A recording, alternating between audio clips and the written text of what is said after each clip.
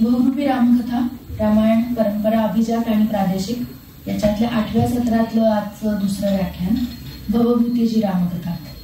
आज एक योग असा जुळून आलेला आहे की आज मार्गशीर्ष शुक्ल पंचमी अर्थात विवाह पंचमी आहे, जी तिथी राम आणि सीतेच्या विवाहाची होती आणि आज आपण भवभूतीची रामकथा बघणार आहोत.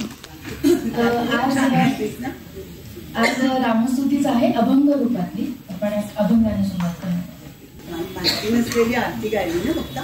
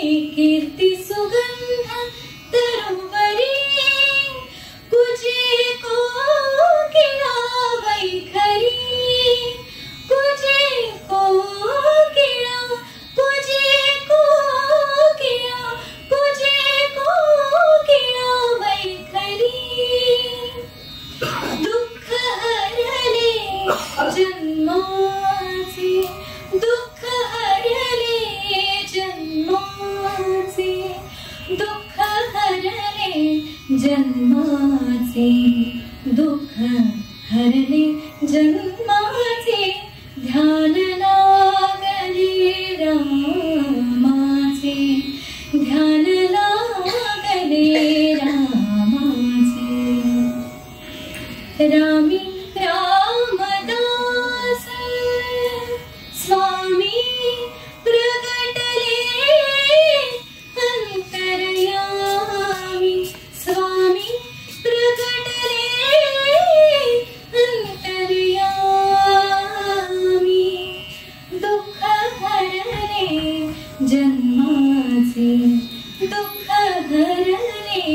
जन्माचे दुःख हरले जन्माचे ध्यान लागले रामाचे ध्यान लागले रामाचे ध्यान लागले रामाचे ध्यान लागले रामाचे श्रीराम जय राम जय जय राम श्रीराम जय राम जय जय राम श्रीराम जय राम जय जय राम श्रीराम जय राम जय जय राम श्रीराम जय राम जय जय राम श्रीराम जय राम जय जय राम श्रीराम जय राम जय जय राम श्रीराम जय राम जय जय राम श्रीराम जय राम जय जय राम.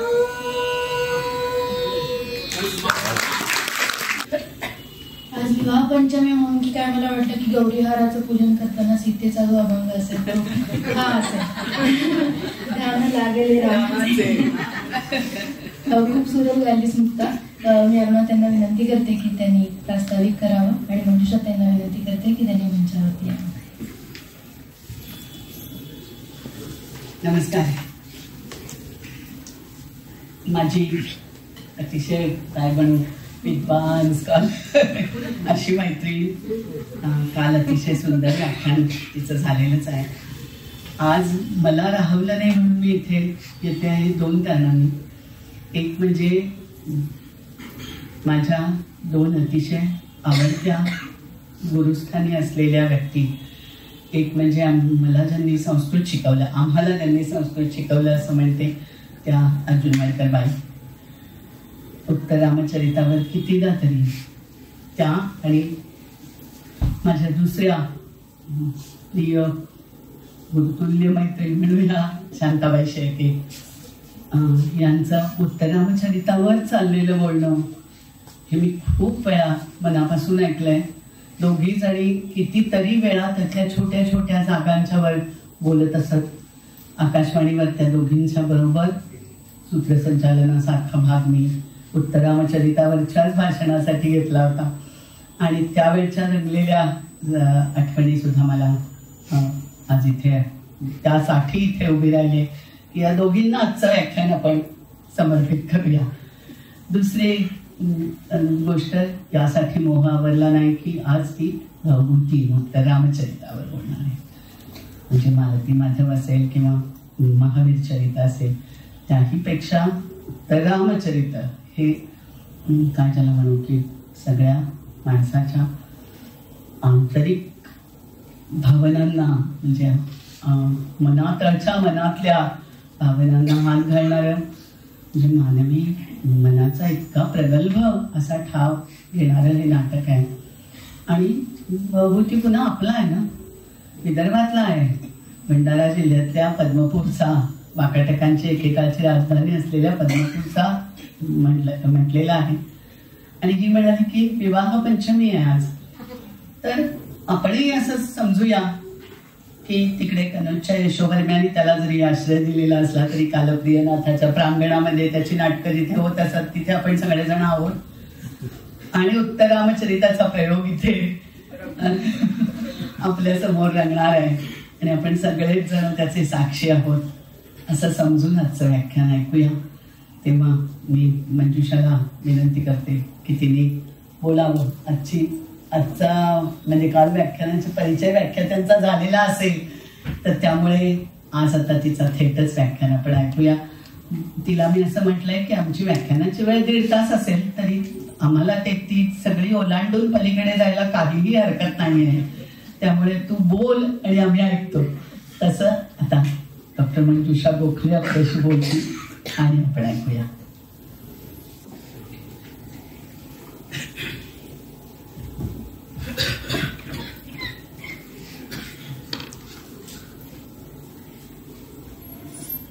प्राचेतसो मुनिवृषा प्रथमः कवीनां यत्पावनं रघुपतेः प्रणिनाय वृत्तं भक्तस्य तत्र समरं सतमेऽपि वाचस्तासु प्रसन्न मनसः कृतिनो भजन्ताम्.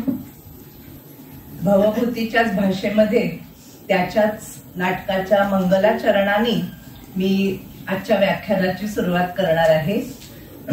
मलाही माहिती नव्हतं की आज राम सीतेच्या लग्नाचा वाढदिवस आहे.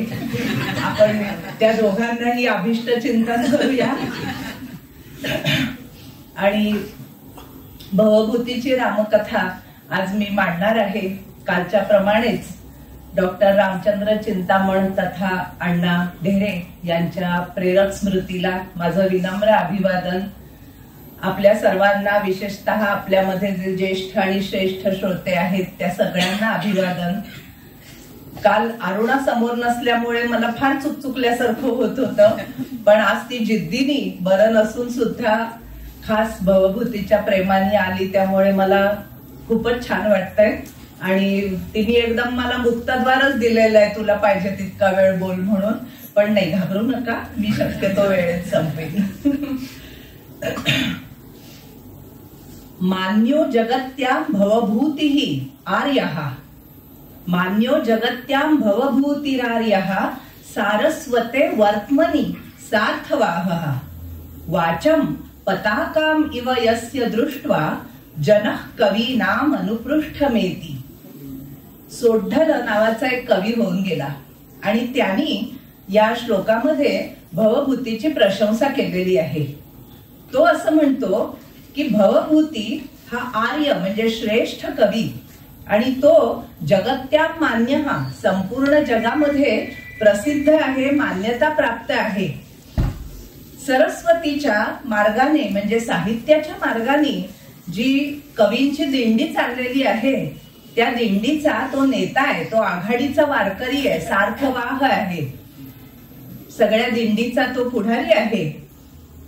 त्याचं काव्य म्हणजेच त्यांनी आपल्या हातामध्ये उंच धरलेली पताका आहे. जशी वैष्णवांच्या दिंडीमध्ये पुढे पताका असते तसं भवभूतीचं काव्य हे त्या पताकेसारखं आहे.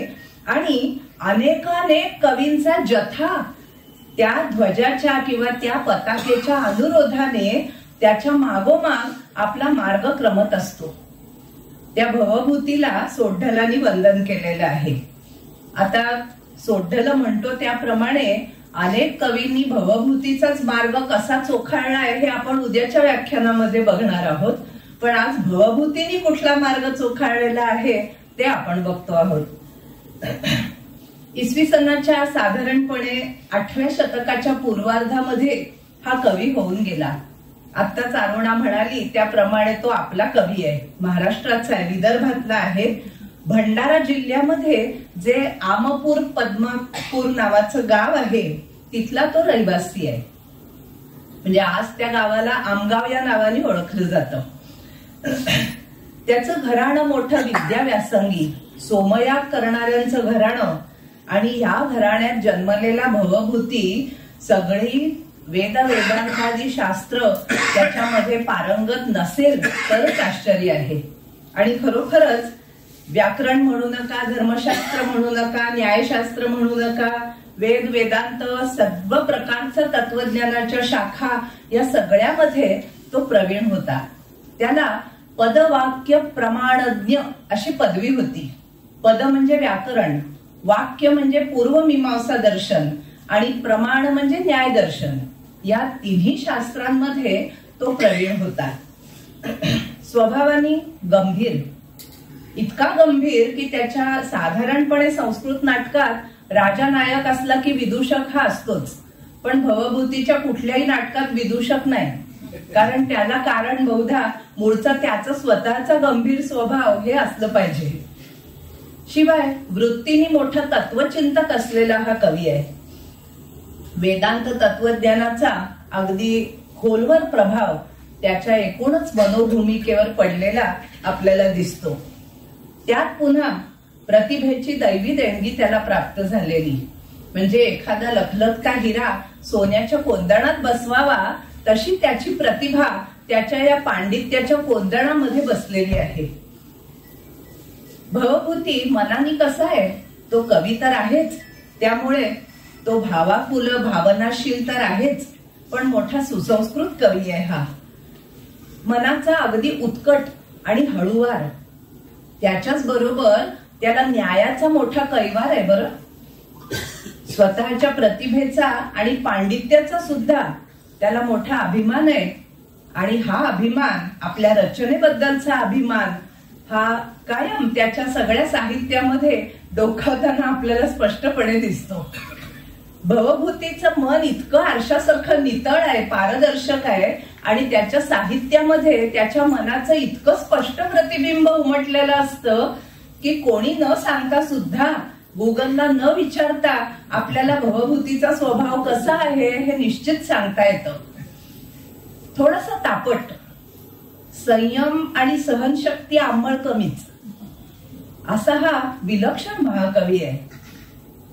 हे सगळं मी सांगतेय जसं काही गेली अनेक वर्ष भवभूती माझ्या शेजारीच राहतो अशा थाटामध्ये, पण मी म्हटलं तसं त्याच्या साहित्यामध्ये त्याच्या स्वभावाचं फार स्वच्छ प्रतिबिंब पडलेलं आपल्याला जागोजागी दिसतं.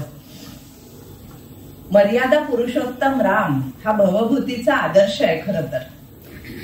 कारण भवभूतीची आपल्याला उपलब्ध असलेली जी 3 नाटकं आहेत त्यातली 2 रामकथेवर आधारित आहेत. एक आहे महावीर चरित आणि दुसरं अर्थातच उत्तर रामचरित. या दोन्ही नाटकांमध्ये मिळून संपूर्ण रामकथा अगदी अथपासून इथपर्यंत भवभूतींनी मांडलेली आहे असं आपल्या लक्षात येतं. जसं आपण काल बोललो की भासकवीची ही रामायणावरची 2 नाटकं, अभिषेक आणि प्रतिमा, त्यातलं अभिषेक हे बहुधा त्यांनी आपल्या कारकिर्दीच्या सुरुवातीला होतकरूपणाच्या काळात लिहिलं असावं. तसंच भवभूतीच्या बद्दलही आपल्याला सांगता येतं की त्याच्या नाटककार म्हणून जी काही त्याची कारकीर्द झाली त्याच्या सुरुवातीच्या काळामध्ये बहुधा महावीर चरित हे नाटक त्यांनी लिहिलं असावं. काय आहे या महावीर चरितामध्ये? राम आणि लक्ष्मण विश्वामित्राच्या यज्ञाचं रक्षण करण्यासाठी विश्वामित्रांच्या आश्रमात जातात. इथपासून ते वनवासातनं परत आल्यानंतर रामाला अयोध्येच्या सिंहासनावर राज्याभिषेक होतो. इथपर्यंतचा कथाभाग म्हणजे रामाचं संपूर्ण पूर्वायुष्य महावीर चरित या नाटकाचा कथाविषय आहे. या नाटकामध्ये त्याच्या रचनेमध्ये भवभूतींनी वाल्मिकीच्या मूळ रामकथेत काही महत्वाचे बदल केले आहेत. तेवढे आपण टिपून घेऊया. पहिल्याच अंकामध्ये विश्वामित्राच्या आश्रमामध्ये राम दाखल झालेला आहे लक्ष्मणासह, आणि तिथेच भवभूती आपल्याला सांगतो की विश्वामित्रांनी का बरं राम लक्ष्मणाला बोलवून घेतलंय. यज्ञरक्षण हे वरवरचं कारण झालं, पण खरं म्हणजे रामाला सीतेची प्राप्ती व्हावी, आणि दुसरी गोष्ट त्याला त्याच्या हातून रावण आदी राक्षसांचा वध व्हावा म्हणून त्याला काही विशेष अस्त्र प्रदान करायची विश्वामित्राची इच्छा आहे. आणि म्हणून विश्वामित्रांनी हा सगळा घाट घातलेला आहे किंवा योग जुळवून आणलेला आहे. आणि त्यामुळे होतं काय की यज्ञरक्षणासाठी राम लक्ष्मण आलेले आहेत. त्या यज्ञामध्ये सहभागी होण्यासाठी जनकाचा धाकटा भाऊ सीता आणि उर्मिला या दोघींना घेऊन त्याच ठिकाणी दाखल झालेला आहे. म्हणजे आता पुढे काय होईल हे आपल्याला हिंदी सिनेमा बघून नक्की कळलेलं आहे. तर राम आणि सीता यांची पहिली भेट होते विश्वामित्राच्या आश्रमात, आणि पाहता क्षणीच दोघं परस्परांच्या प्रेमात पडतात, आकर्षित होतात एकमेकांकडे. आणखी एक गंमत आहे, विश्वामित्राचा आश्रम हेच एक मोठं कार्यस्थळच असल्यासारखं आहे. कारण रावणाचा पुरोहित सर्वमाय नावाचा राक्षस तोही तिथे हजर झालेला आहे, आणि रावणाच्या वतीने त्यांनी सीतेला मागणी घातली. पण काय होतं, जनकाचा भाऊ विश्वामित्र आणि जनकाचे पुरोहित हे सगळे मिळून रावणाची मागणी अर्थातच धुडकावून लावतात. त्यामुळे सर्वमाय अर्थातच रावणाच्या वतीने रागावतो, संतापतो, आणि तुम्ही हे करताय ते बरोबर नाहीये, याचे परिणाम सीतेला आणि सीतेचं पाणी ग्रहण करणाऱ्या कुणालाही, जो कोणी तिचं पाणी ग्रहण करील त्याला भोगावेच लागतील, अशी तो चांगली उघड उघड धमकीच देतो. म्हणजे पुढे जे सीताहरण होणार आहे आणि राम रावणाचा संघर्ष होणार आहे त्याची ठिणगी किंवा त्याचं बीजारोपण असं पहिल्याच अंकामध्ये कवींनी केलेलं असं आपल्याला दिसतं. कारण इथे जो रावणाचा अपमान झाला त्याचा सूड घेण्यासाठी म्हणून पुढे सीताहरण होतं. मग सीताहरणाचे बेत मारीच आणि माल्यवान हे जे दोघे रावणाचे सहकारी ते आखतात. काय आहे, आपल्याला माहितीये युद्धशास्त्राचा साधा नियम असा असतो की शत्रू त्याच्या बालेकिल्ल्यात सुरक्षित असताना त्याच्यावर हल्ला करून काही उपयोग होत नाही. मग आपल्याला जी रणभूमी सोयीची आहे तिथे त्या शत्रूला खेचून आणायचं असतं, म्हणजे मग त्याचा नाश करणं सोपं होतं. त्यामुळे हे दोघे जण असं कारस्थान करतायत की काय बरं करता येईल, कारण राम सीता अयोध्येत असताना सीतेला पळवून नेणं किंवा रामाशी युद्ध करणं या गोष्टी काही शक्य नाहीयेत. त्यासाठी राम सीतेबरोबर दंडकारण्यात यायला पाहिजे, म्हणजे मग बच्चमजी पाहून घेतो म्हणावं तुझ्याकडे. राम असहाय्य असला पाहिजे, त्याला अयोध्येचं किंवा आर्यावर्तातल्या कुठल्याही आर्य राजांचं सहाय्य असता कामा नये. आणि अयोध्येपासून तो दूर असताना आपला कार्यभाग आपल्याला साधता येईल असं हे सगळं कारस्थान आहे.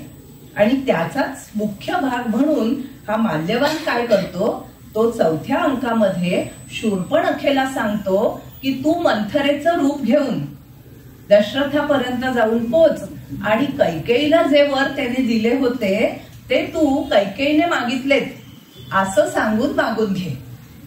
अर्थातच तसं होतं आणि मग राम सीतेला दंडकारण्यात जाणं भाग पडतं. ह्या भवभूतीच्या दोन्ही कल्पना म्हणजे राम सीतेचं लव्ह ॲट फर्स्ट साईट आणि दुसरी म्हणजे रावणाच्या पुरोहितांनी सीतेला मागणी घालणं आणि रावणाचा अपमान होणं, या दोन्ही कल्पना इतक्या अभिनव आणि इतक्या आकर्षक होत्या की उद्या आपण बघणारच आहोत की पुढच्या अनेक कवींनी या दोन्ही कल्पना आपापल्या नाटकांमध्ये किंवा काव्यांमध्ये वापरलेल्या आहेत. बाकी मग पुढचं सगळं कथानक रामायणातून जसंच्या तसं घेतलेलं आपल्याला दिसतं, त्यामध्ये खास काही वेगळेपण आपल्याला जाणवत नाही. नाटकाच्या प्रस्तावनेतच भवभूतींनी प्रतिज्ञा केलेली आहे की मी वीररसाचा परिपोष करून दाखवीन या नाटकामध्ये. ती प्रतिज्ञा त्यांनी तळीला नेली आहे. महावीर चरित हे तर नावच आहे मुळी नाटकाचं, त्यामुळे वीररसाचा आणि त्याच्या जोडीला रौद्र रस, बिभत्स रस, अद्भुत रस अशा सगळ्या रसांचा अगदी मनसोक्त परिपोष करून भवभूतींनी हे नाटक रंगवलंय खरं, पण झालंय काय की त्याचं नवखेपण या नाटकामध्ये लपत नाही. आणि नाटकामध्ये गुण नाहीत असं नाही, पण त्या गुणांपेक्षा थोडे दोष संख्येने जास्त आणि ठळक दिसतात. त्यामुळे झालं काय की आजही भवभूती म्हटलं की आपल्याला महावीर चरित आठवतच नाही.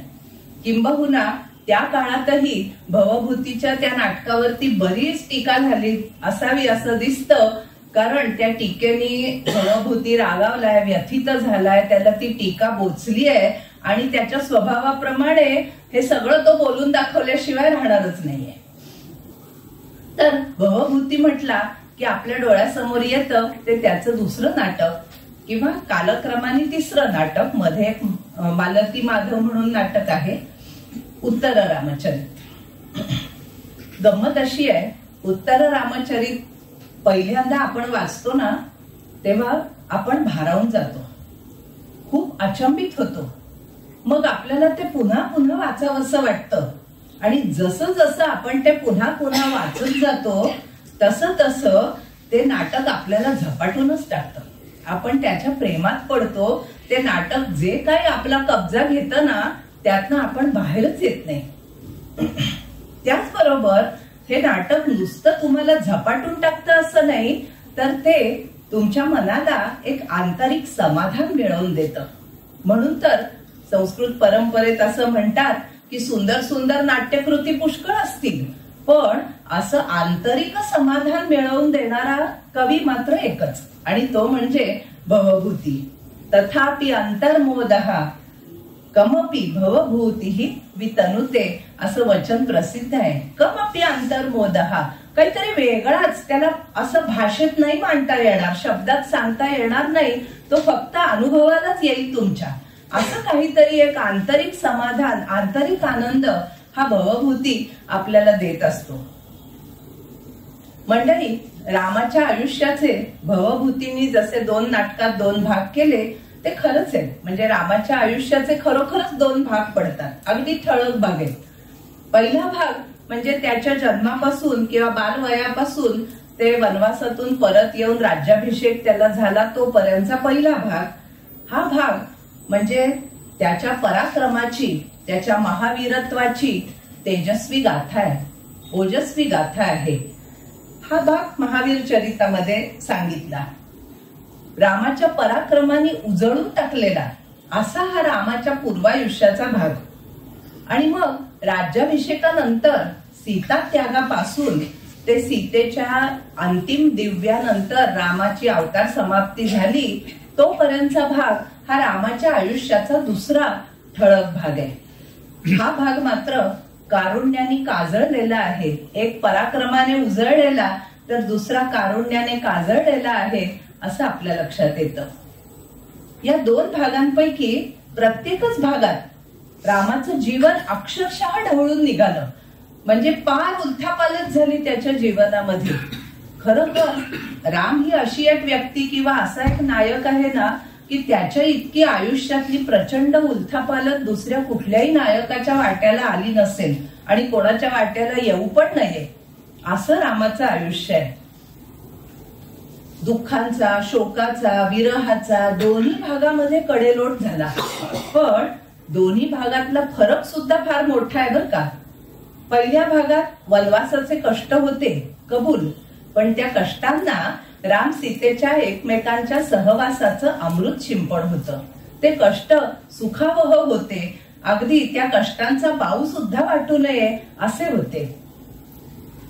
शिवाय या पहिल्या भागाला आज्ञापालनाचं म्हणा, स्वार्थत्यागाचं म्हणा, एक तेजोवलय होतं की ज्याच्यासाठी रामाने वनवास पत्करला होता.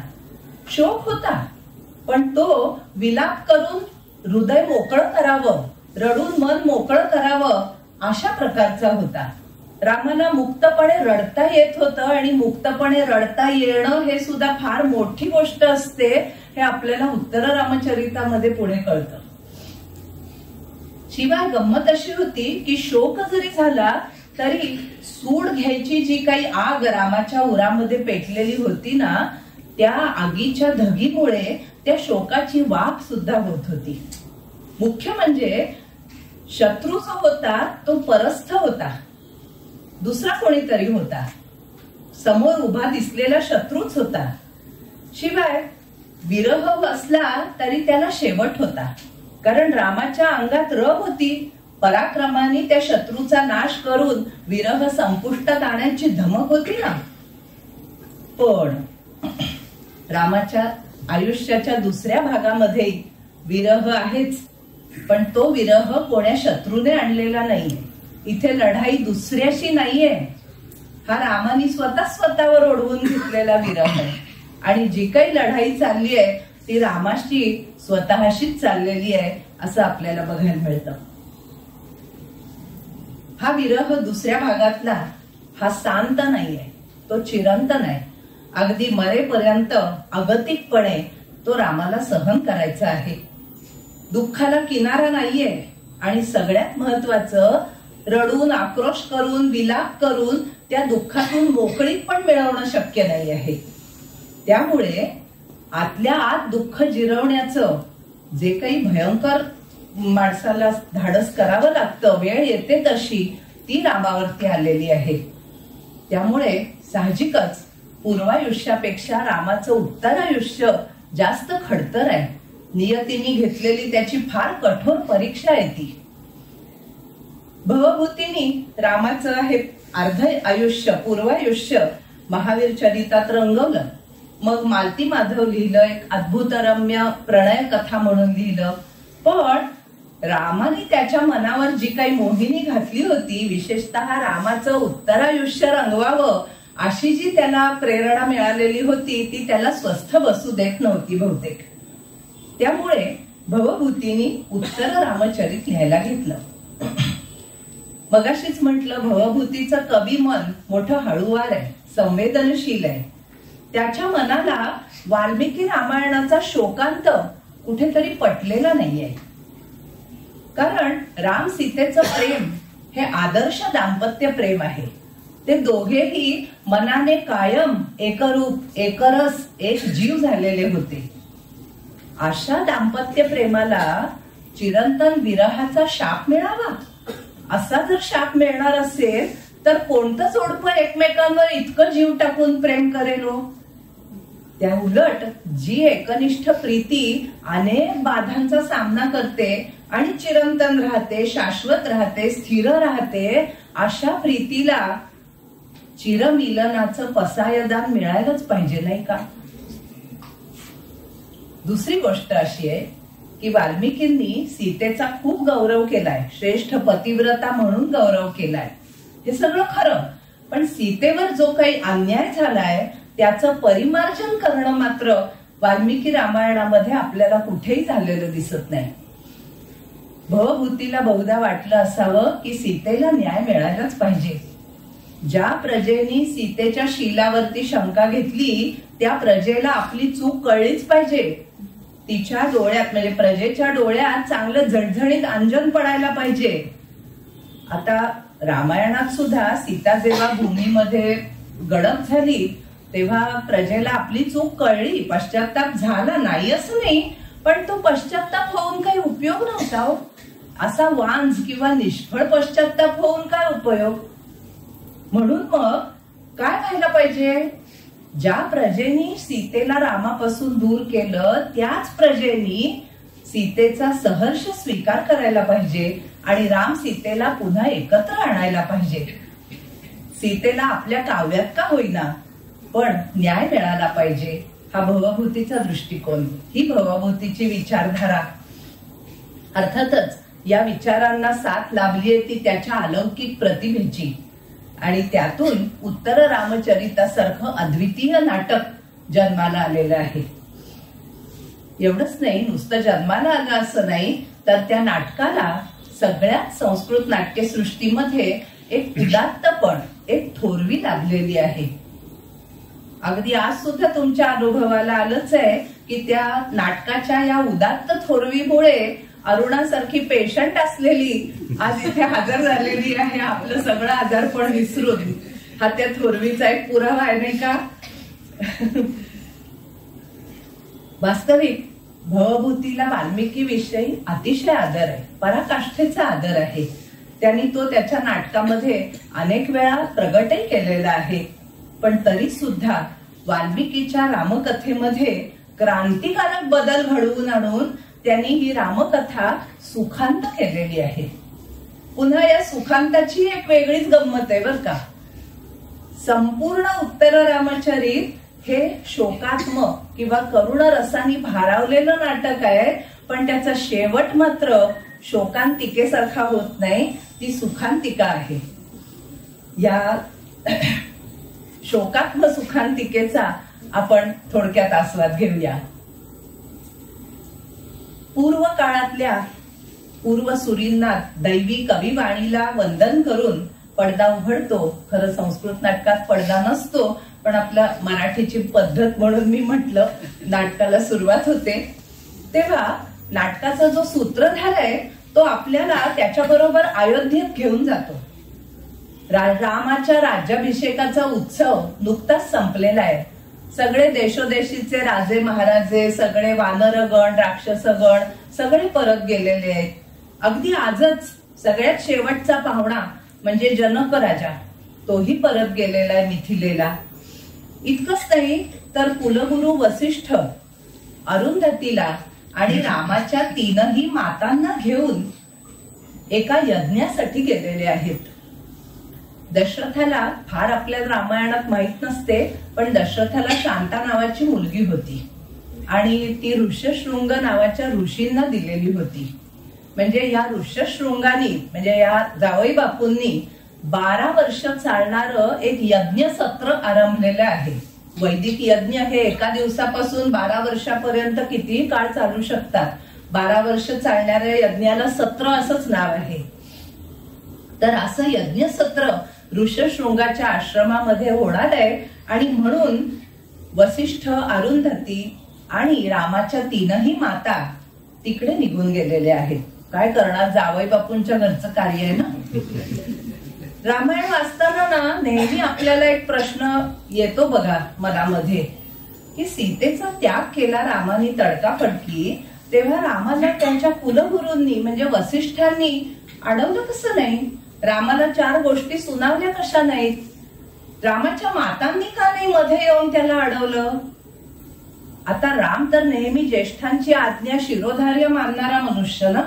मग वसिष्ठांनी आणि मातांनी जर त्याला थांबवलं असतं तर त्याला थांबावं लागलं असतं, आणि मग पुढचं रामायण जसं घडलं तसं नसतं घडलं.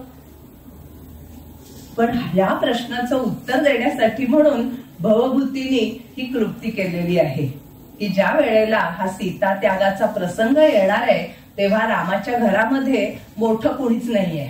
रामच मोठा आहे, सगळे त्याची धाकटी भावंड वगैरे आहेत. त्यामुळे मोठ्या चतुरपणाने भवभूतींनी सगळ्या ज्येष्ठांची रवानगी फार लांब दूर तर केलीच, पण ती सुद्धा काही महिने किंवा एखाद्या वर्षासाठी नाही, 12 वर्षांसाठी. आता 12 वर्षानंतर त्यांना जेव्हा हे कळेल सगळं काय घडलं ते, तेव्हा त्यांची काय प्रतिक्रिया होईल हे आपल्याला 12 वर्षांनी कळेल. उत्सव संपलाय खरा, पण राजाच्या राजवाड्यातले जे सेवक असतात त्यांना त्यांची रोजची ठरवून दिलेली कामं आहेत, आणि म्हणून राजवाड्यातला एक सेवक रामाच्या दरबारातला जो भाट आहे स्तुती स्तोत्र गाणारा, त्याच्याशी बोलतो आहे. बाबा रे, तू आपलं तुझ्या कामाला सुरुवात कर.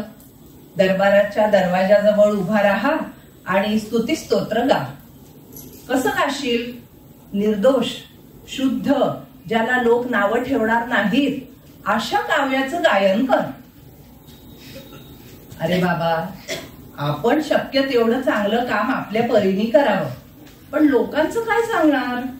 काय आहे ना, स्त्रियांच्या शीलावर आणि काव्याच्या सौंदर्यावर शिंतोडे उडवायला लोक नेहमी टाकलेलेच असतात. यथा स्त्रीणाम तथा वाचाम साधुत्वे दुर्जनो जनहा. खरंय रे बाबा तुझं, लोक ना या बाबतीत फार वाईट. आता हेच बघ ना, साक्षात सीतेबद्दल शंका घेत आहेत, कारण ती राक्षसांच्यात राहिली ना, आणि तिने काहीतरी म्हणे अग्निदिव्य केलं असं म्हणतात, पण त्याच्यावर विश्वास नाही कोणाचा. खरंच रे, आता कधीतरी ही गोष्ट महाराजांच्या कानावर जाईलच की, आणि मग काय अनर्थ ओढवेल परमेश्वराला माहिती. असो, देवतांच्या आणि ऋषींच्या मनात असेल तर होईल सगळं चांगलं. हा जो संवाद नाटकाच्या प्रस्तावनेत आहे त्यातून कवीने किती गोष्टी साधल्या आहेत. पहिली गोष्ट, रसिकांबद्दलची कवीची कडवट प्रतिक्रिया. कारण मी मगाशी म्हटलं ना, त्याच्या आधीच्या 2 नाटकांना काही फार मान्यता प्रसिद्धी असं काही लाभलं नाही, कोणी डोक्यावर घेतली नाहीत त्याची नाटकं. त्यामुळे त्या भवभूतींनी काहीतरी करून आपली प्रतिक्रिया, आपल्याला जे काय वाईट वाटलंय ते कुठेतरी आणलंच आहे.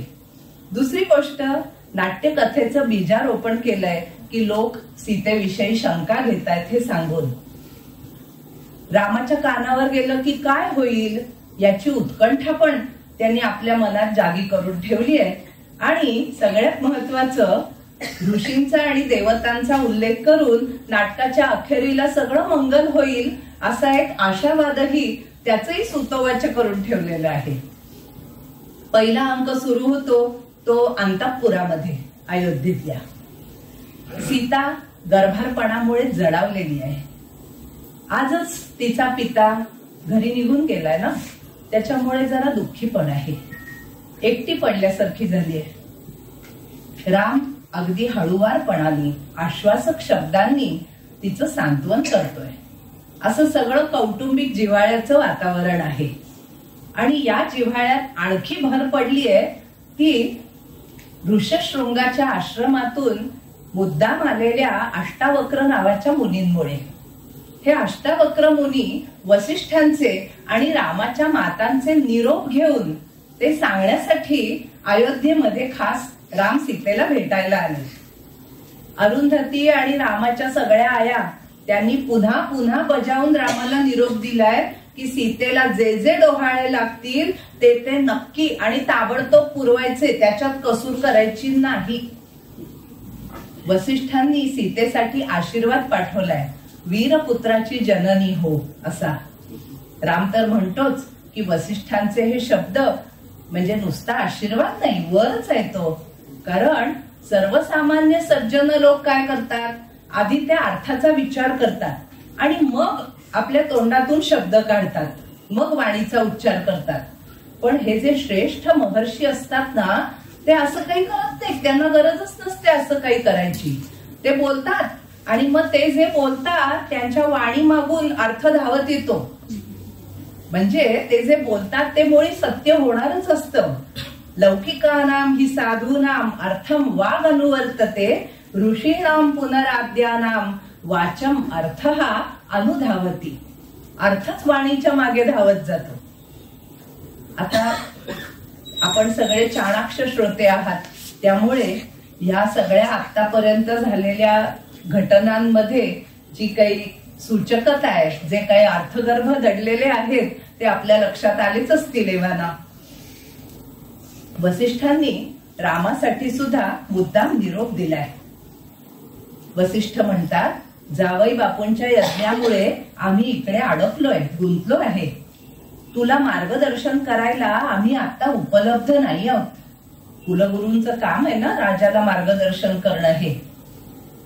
तू राजा म्हणून नवीन आहेस, नव्याने अभिषेक झालाय तुला. शासक म्हणून अननुभवी आहेस. नुकताच तर राज्याचा कारभार आलाय तुझ्याकडे. अशा परिस्थितीत तुझं कर्तव्य तू नीट लक्षात ठेव आणि प्रजानुरंजनामध्ये, प्रजेला प्रसन्न ठेवण्यामध्ये तत्पर राहा. कारण प्रजेचं सुख ते राजाचं सुख, प्रजा सुखे सुखम राज्ञः. त्यामुळे प्रजा आनंदी असणं हे पाहणं हे तुझं पहिलं कर्तव्य आहे. आणि तुम्हा इक्ष्वाकू राजांचं ते परमश्रेष्ठ धन आहे, तुमची कीर्ती त्यातच सामावलेली आहे. आता हा वसिष्ठांचा निरोप मिळता क्षणी रामाचा स्वभाव आधीच आदर्शवादी, आदर्शांची जपणूक करणारा, कुलाच्या इभ्रतीला अगदी प्राणापलीकडे जपणारा, कर्तव्य कठोर, त्यात या निरोपाची भर पडली. आणि रामानी चटकन उत्साहाच्या भरात प्रतिज्ञाच करून टाकली. स्नेहम दयाम च सौख्यम च यदि वा जानकीमपि आराधनाय लोकानाम मुंचतः नास्ति मे व्यथा.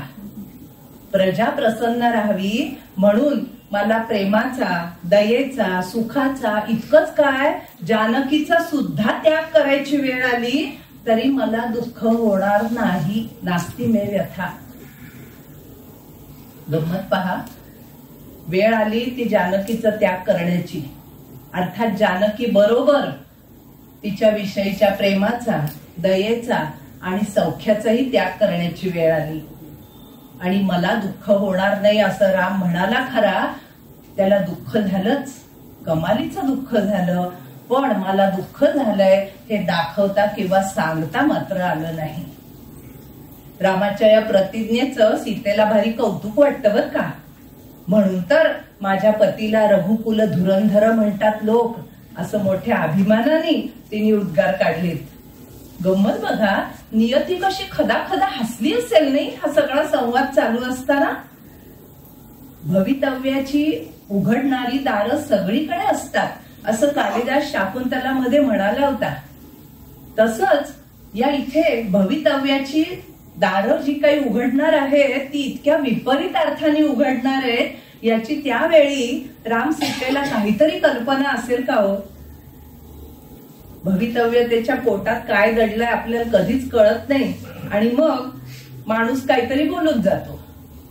रामच आता म्हणाला ना थोड्या वेळापूर्वी की श्रेष्ठ लोकांची वाणी ही खरी होत असते नेहमी म्हणून. मग रामही त्याला अपवाद कसा असेल. खरोखर रामाची ही प्रतिज्ञा सीतेला तिचं किती कौतुक वाटलं तरी आपल्या अंगावर काटा आणल्याशिवाय राहत नाही हो. कोण्या एका चित्रकाराने रामाचं सगळं पूर्वायुष्य म्हणजे आतापर्यंतचं आयुष्य चित्रबद्ध केलंय आणि ती सगळी चित्र कला दालनामध्ये लावलेली आहेत. आणि लक्ष्मण राम सीतेला ही चित्र पाहायला घेऊन जातो.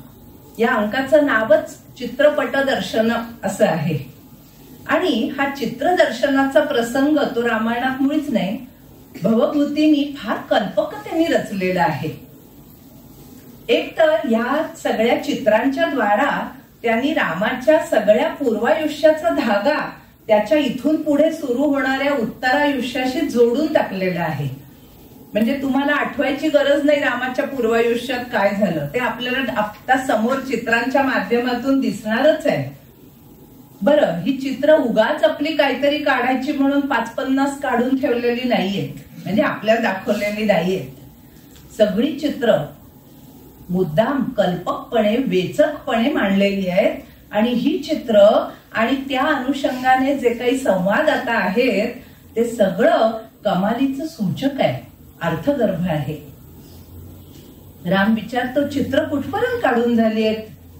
सीतेच्या अग्निशुद्धीपर्यंत. लक्ष्मण बिचारा सरळ उत्तर देतो, पण रामाला हे शब्द ऐकायला सुद्धा नको वाटतात. तीर्थोदक आणि अग्नी या दोन्ही गोष्टी स्वतःच पवित्र असतात, त्यांना कोण पवित्र करणार? तसं सीतेचं आहे. सीतेला अग्निदिव्य करायला लागलं, किंबहुना तिला भाग पाडलं गेलं, याचं आताही रामाला दुःख होतंय. आणि आता राम सीतेच्या खांद्यावर हात ठेवून तिला समजावतोय, आता हा ठपकाना जन्मभर तुझ्याशी जोडला गेला, त्याला इलाज नाही, पण तू नको त्याचा त्रास करून घेऊ. काय झालं, लोकांची समजूत पटावी, त्यांनी तुला स्वीकारावं म्हणून मला त्यावेळी असं कठोरपणे बोलावं लागलं. पण खरं सांगू का, तेव्हाही आणि आताही मला हे निश्चित माहिती आहे की ते शब्द तुझ्या योग्य नव्हतेच मुळी. कारण फुलं कोणी पायदळीत उडवतं का? त्यांची जागा नेहमी मस्तकावर असते. लक्षात ठेवा, रामाचे शब्द आहेत हे. पहिल्यांदा दिसतं ते जृंभकास्त्रांचं चित्र. विश्वामित्राकडून ही मला प्राप्त झाली होती, आता तुझ्या होणाऱ्या अपत्याला ती प्राप्त होवोत अशी राम प्रार्थना करतो. ही जृंभकास्त्र पुढे लवकुशांची ओळख पटवून द्यायला उपयोगाला येणार आहेत.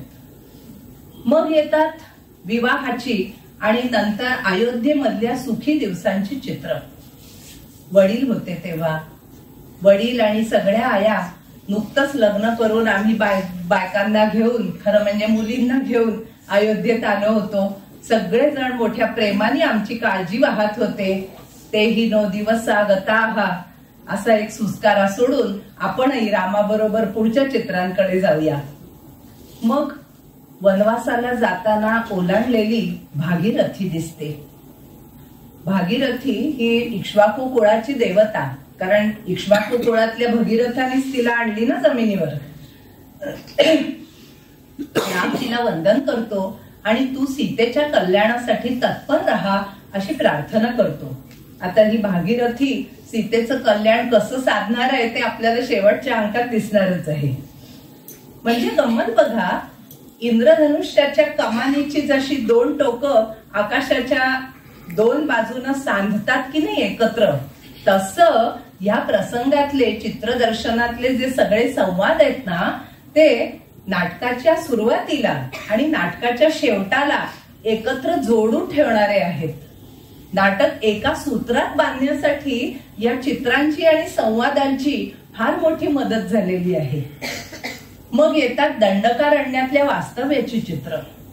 तिथे व्यतीत केलेला तो 12 वर्षांचा काळ, खरं सांगायचं तर वनवास जरी असला तरी राम सीतेच्या आयुष्यातला परमोच्च सुखाचा काळ होता तो. आमच्या बाई ज्यांचा मगाशी अरुणाने उल्लेख केला त्या नेहमी गमतीने म्हणायच्या की राम सीतेचा हनीमूनच होता 13 वर्ष. तिथल्या मुक्त निसर्गाच्या सहवासामध्ये त्या दोघांचा प्रणयही असाच मुक्तपणे फुलला होता, बहरला होता. अर्थात त्याची चित्रही रम्य आणि त्या चित्रांमधून वाहणारा जो आठवणींचा दरवळ आहे तोही आणखीनच रम्य. अविदित गतयामा रात्री रेवम व्यरंसीत भवभूती तिथे म्हणतो. आपण दोघे रात्रीच्या वेळेला गालाला गाल भिडवून एकमेकांच्या गळ्यात हात टाकून झाडाखाली गोष्टी करत बसलेलो असायचो. आणि त्या करत असताना रात्र अशीच सगळी संपून जात असे. मग अचानकपणे समोर येतं, म्हणजे ह्या आठवणींमध्ये दोघं रमलेले असताना त्यांना अक्षरशः धक्का देऊन त्या सुखद आठवणींमधून बाहेर खेचून काढण्याचं काम करतं ते शूर्पणखेचं अक्राळ विक्राळ चित्र. आणि मग त्या दोघांच्या आठवणींच्या सुखामध्ये अगदी मिठाचा खडा पडल्यासारखं होतं. कारण आता शूर्पणखेचं चित्र म्हणजे पाठोपाठ काय होणार, सीताहरणाचं चित्र येणार. म्हणजे संपलंच आता रामाचं दर्शन. सीता इतकी हळवी आहे, तिचं मन आत्ताही खंतावतं. अरे देवा, आर्यपुत्र, आता एवढं इथपर्यंतच तुमचं दर्शन होणार मला, इथून पुढच्या चित्रात तुमचं दर्शनच नाही. म्हणून बिचारीचं मन असं खंतावतं. राम तिची समजूत काढतोय बर का. अगं वेळी आहेस तू, केवढी घाबरतेस या विरहाच्या कल्पनेनी. पण चित्र हे खरं नाही काही, लक्षात ठेव. पण तो चित्रातला विरह जो खरा नव्हता नाही, तो आता प्रत्यक्षात समोर येऊन ठेपलेला आहे, हे कुठे त्या दोघांना माहितीये. गंमत म्हणजे आपल्याला माहितीये. आणि म्हणून ते दोघं मजेत आहेत, पण आपण कासावीस होतोय की आता पुढे काय वाढून ठेवलंय म्हणून. मग सुरू होतात रामाच्या शोकाची, विलापाची चित्र. सीते वाचून शून्य झालेल्या त्या जनस्थानामध्ये, पंचवटीमध्ये रामाने व्याकुळ होऊन जो शोक केला होता, त्याचं वर्णन भवभूतीच्या शब्दात सांगायचं तर अपिग्रावा रोदती दलती वज्रस्य हृदयम. दगडांनाही पाझर फुटावा आणि वज्राचं हृदय दुभंगून जावं असा विलाप रामाने केला होता. आणि गंमत अशी की ही चित्र बघताना रामाला स्वतःलाच असं वाटतं की हे सगळं आत्ताच घडतंय. आपण आता जनस्थानातच आहोत आणि सीतेचा विरह झालाय. आणि म्हणून तिथल्या तिथे रामाच्या डोळ्यातनं अश्रुधारा सुरू होतात. आणि गंमत म्हणजे सीतेना मगाशी सांगत होता, वेडे ही चित्र आहेत, हा काय खरा का विरह आहे. त्याच रामाला आता जणू काही हा खराच विरह आहे, खरंच आपण त्यातून आत्ताही जातो आहोत असं वाटायला लागतं. आणि तो विलाप करायला लागतो. त्याला ती चित्र बघणं सुद्धा अशक्य होतं. थांब लक्ष्मणा, पुरे कर, मला नाही बघवत आता इथून पुढे, मला नाही सहन होत आहे. असं वाटतंय की जानकीचा विरह पुन्हा एकदा होतोय मला. प्रत्यावृत्त पुनरिव समे जानकी विप्रयोग. आणि खरंच आपली ही वाक्य ना आपल्या काळजाला कापत जातात. कारण आपल्याला माहितीये की खरंच तो विरह आता परत येऊन समोर ठेपलाय, हाकेच्या अंतरावर उभा आहे. रामाची ही अशी अवस्था झालेली बघून सीता मोठ्या हुशारीने विषय बदलते. आर्यपुत्र, ही चित्र बघून ना मला की नाही डोहाळे होत आहेत. असं वाटतंय पुन्हा एकदा त्या रमणीय वनराजीमध्ये जावं, विहार करावा, भागीरथीच्या त्या पवित्र प्रवाहामध्ये पुन्हा एकदा स्नान करावं. पूर्वांना माझी एवढी इच्छा. अगं विनंती काय करतेस वेडे, आज्ञा कर. आणि कंसात नुकतंच आता निरोप मिळालाय ना सीतेचे सगळे डोहाळे ताबडतोब पुरवायचे म्हणून.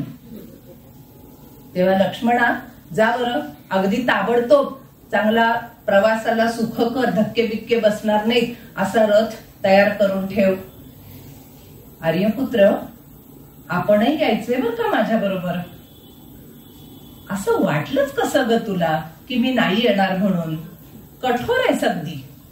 अगं ही काय सांगायची गोष्ट आहे का, मी तर येणारच ना तुझ्या बरोबर. तर मग आणखी मला काही नको. किती बरं वाटलं मला हे सगळं ऐकून. आता हा सगळा संवाद किती सहज आहे, अगदी सुखद आहे, विश्रब्ध आहे, सुंदर आहे. पण आपल्याला तो ऐकताना फारसा आनंद नाही होत. हेच तर भवभूतीचं वैशिष्ट्य आहे. कुठे हरवतो आपला आनंद. कारण भविष्याची ती काळी कुट्टा सावली त्यांना दोघांना बिचाऱ्यांना दिसत नाहीये, पण आपल्याला ती सावली सारखी भेवडावते, भीती दाखवते, व्याकुळ करते. सीता हे चित्र बघण्याच्या फिरण्याच्या श्रमांनी दमलीये आणि मग रामाच्या खांद्यावर डोकं ठेवून ती निसते. आता राम सीतेचा विवाह झाला, त्याच्यानंतर त्यांच्या सहजीवनाला उघड आहे की 14 पेक्षा जास्त वर्ष झालीत, पण सीतेच्या पहिल्या स्पर्शाने रामावर जी काही जादू केली होती ती अजून तिळभर सुद्धा कमी नाही झालेली. अगदी आता सुद्धा सीतेच्या स्पर्शामुळे रामाला आनंदाच्याही पलीकडची अशी काहीतरी विलक्षण जाणीव होतीये, संवेदना होतीये. आणि आमचा भवभूती कुठलीही संवेदना शब्दात पकडल्या वाचून राहत नाही. भवभूतीला काय दैवी देणगी आहे हो, की एखादं म्हणजे खूप वेळा आपण असं म्हणतो बघा, मला काहीतरी छान वाटतंय किंवा मला खूप काहीतरी कसं तरी वाटतंय, पण मी सांगू नाही शकत. भवभूती म्हणतो असं कसं सांगू नाही शकत, मी दाखवतो भावनेला शब्दामध्ये कैद करून. आणि हे त्याचं सामर्थ्य खरंच अचाट आहे, भावना शब्दात मांडण्याचं. अशा या विलक्षण आनंदाच्या संवेदनेने रामाची गात्र आनंदाने जणू काही बधीर झालीत, त्याचं भान हरपलंय. आता या स्पर्शाच्या जादूचा पहिल्या अंकातला हा उल्लेख आहे बर का, आणि त्या स्पर्शाची खरी करामत आपल्याला पुढे तिसऱ्या आणि शेवटच्याही अंकामध्ये कळणार आहे. राम आणि सीता आपल्या दोघांमध्ये किती अद्वैत आहे. हे असं अद्वैत क्वचित एखाद्या भाग्यवंताच्याच वाट्याला येतं, म्हणून राम स्वतःला धन्य समजतोय.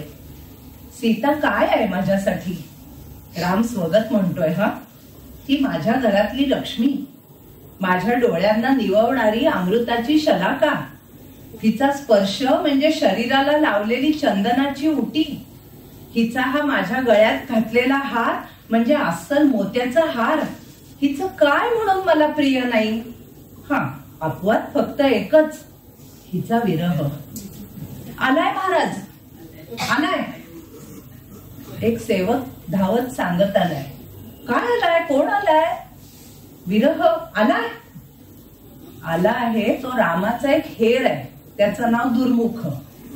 पण गंमत अशी होते की प्रत्यक्ष नाट्यप्रयोग चालू असताना तुम्ही डोळ्यासमोर आणू शकाल की रामाच्या बोलण्यातला शेवटचा शब्द आहे विरह, आणि तो सेवक येऊन सांगतोय उपस्थित झालाय, आलाय.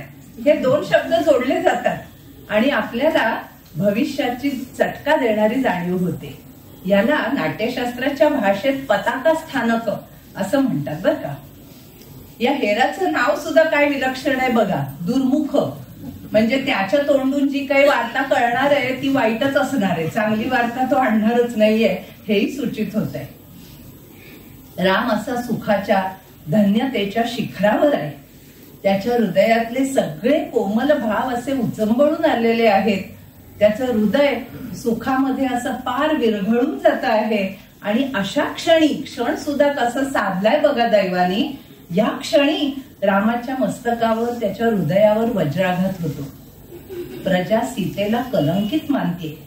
बरं, कोणी एकटी दुकटी व्यक्ती असं म्हणतीये, तो परीट बिरीट असं कोणी नव्हे बर का. तर पिसाळलेल्या कुत्र्याचं विष, हे भवभूतीचे शब्द आहेत, माझे नाही. पिसाळलेल्या कुत्र्याचं विष जसं सगळीकडे पसरतं ना एकाकडून दुसऱ्याकडे, तसा हा अपवाद, ही लोकनिंदा सगळ्या समाजात पसरलेली आहे. हे निंदेचं लोण सगळीकडे पसरलंय. हे कळल्याबरोबर क्षणात रामाचा निर्णय झालेला आहे.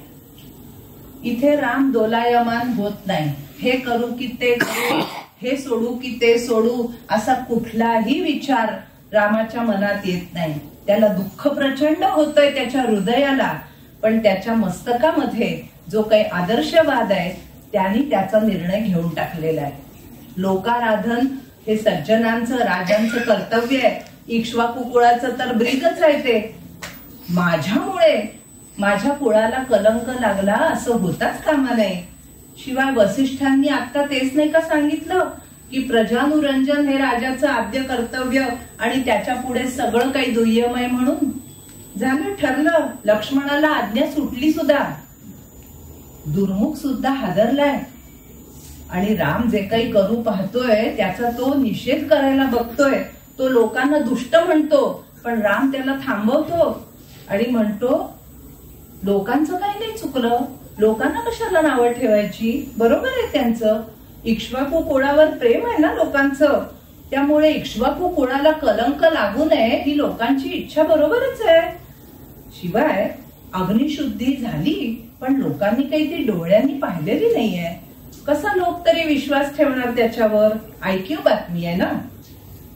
ते काही नाही. कलंक आहे, पसरलेला आहे, प्रजेला त्यामुळे त्रास होतो आहे. तर मग ह्या कलंकाचं मूळच उखडून टाकणं भाग आहे. हा रामाचा सीता त्यागाचा निर्णय तो अटळ आहे, स्वाभाविक आहे. त्या क्षणी तेच घडणार होतं, दुसरा काहीच पर्याय रामासमोर नव्हता. हे मांडण्याचा आटोकाट प्रयत्न भवभूतीने केलेला आहे. एक तर रामाचा स्वभाव म्हटलं तसा आदर्शवादी, राजेपद त्याला नुकतंच लाभलेलं आहे, अगदीच नवीन नवीन राजा येतो. त्यामुळे राजा म्हणून सारासार विचार करून विवेकाने निर्णय घेण्याचा अनुभव त्याला नाही आहे.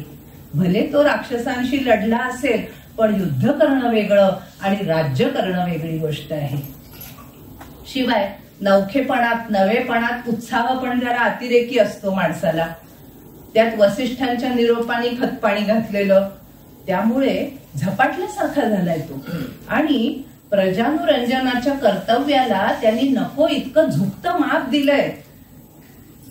खरं म्हणजे प्रजानुरंजन हे राजाचं कर्तव्य अगदी मान्य आहे, पण राजा प्रत्येक वेळी प्रजेपैकी प्रत्येकाला नाही संतुष्ट करू शकत. पण हे कळायला, आणि राजाकडून तशी अपेक्षाही नसणार ना, हे कळायला जो काही एक अनुभवाचा परिपक्वपणा लागतो तो अजून रामाकडे नाही आलेला.